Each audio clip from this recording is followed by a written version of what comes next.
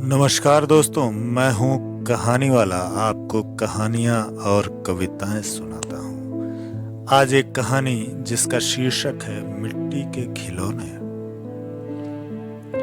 आज दिल्ली के लिए निकलना है, एक व्याख्यान के सिलसिले में। शाम की ट्रेन थी, लेकिन घर से निकलते निकलते देर हो गई। भागते हाँफते किसी तरह प्लेटफॉर्म पर पहुंचा, तब तक इंजन सीटी बजा चुका था।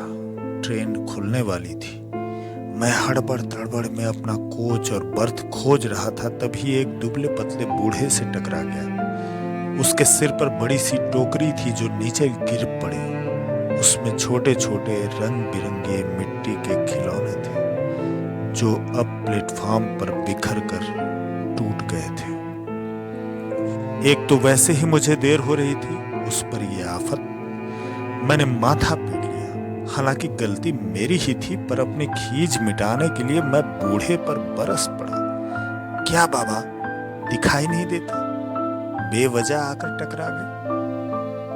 बूढ़ा बेचारा अपने टूटे बिखरे खिलौने उठाने सहेजने में लगा था। उसकी पीठ मेरी तरफ थी।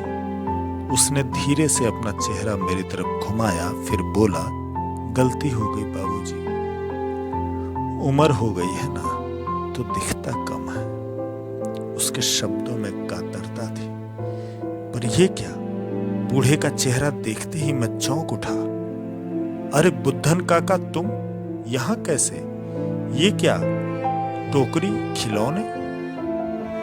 हमारे कस्बे के जिस बैंक में पिताजी मैनेजर थे, बुद्धन काका वहीं चपरासी थे। उन्होंने गौर से मुझे देखा और फफक पड़े।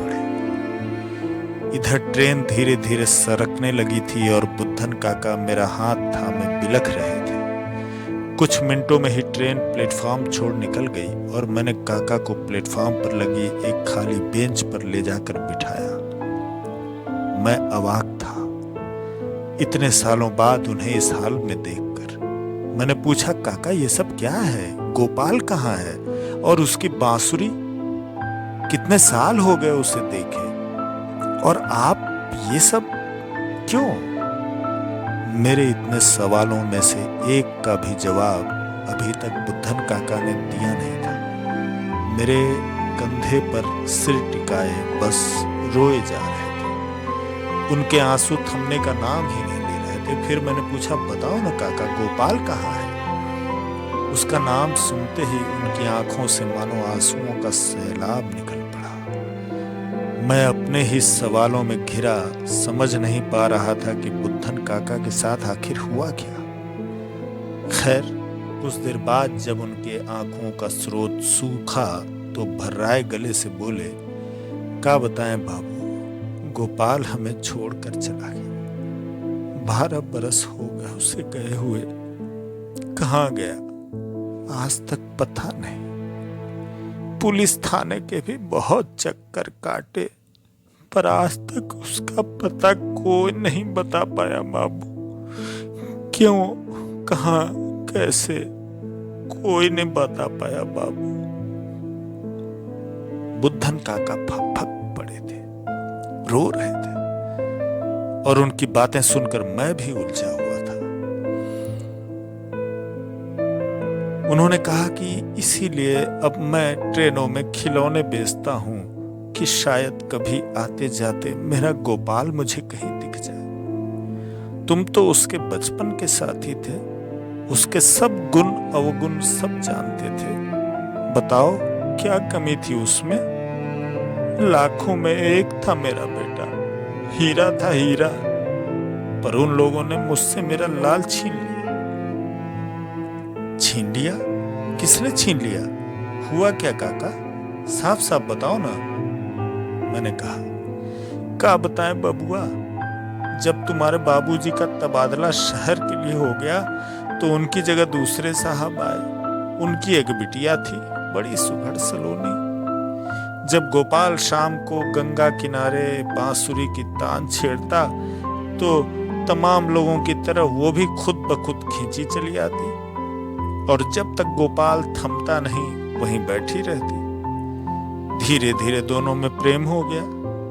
हमने भी गोपाल को बहुत समझाया कि बेटा इस चक्कर में पड़ मत, वो ऊंची जात के लोग हैं, हम छोटे हैं, रिश्ता तो किसी जन्म में न हो सकेगा, फजीयत और बढ़ जाएगी।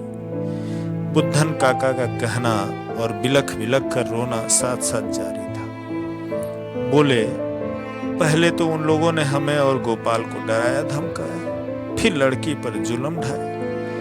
लड़की भी जिद्दी थी, अड़ी रही। हार कर उसे उन लोगों ने दूर किसी रिश्तेदार के यहाँ भेज दिया। इधर गोपाल की हालत बावलों जैसी हो गई, उसने बंसी बजाना तक छोड़ दिया। और फिर एक रात घर से जो निकला तो आज तक न लौटा। बाबू का बताए, काका के आंसू फिर चल पड़े थे। मैंने ये वाकया खुद सुन बड़ी मुश्किल से अपने आप को संभाला। मैंने उन्हें दिलासा दिलाई, ढांढस बंधाया। उन्होंने बताया कि गोपाल के जाने के बाद काकी बीमार रहने लगी और एक दिन वो भी चली गई। अब बुद्धन काका के साथ सिर्फ मिट्टी के चंद खिलौने थे, रंग बिरंगे। रोते रोते काका ने टोकरी में हाथ डाला, खिलौनों के नीचे खूब सहेज कर रखी एक बांसुरी निकाली और मुझे सौंपते हुए कहा, हम जानते हैं बाबू, गोपाल से तुम्हारी गहरी दोस्ती थी, उसकी ये अनमोल निशानी तुम ही रखो, हमारा क्या भरोसा, हम भी किसी दिन मिट्टी के इन खिलौनों की तरह बिखर जाएंगे, टूट जाएंगे। फिर काका ने टोकरी उठाई और चल दिए। मैं उन्हें जाते हुए देखता रहा दूर तक। बांसुरी अब भी मेरे हाथ में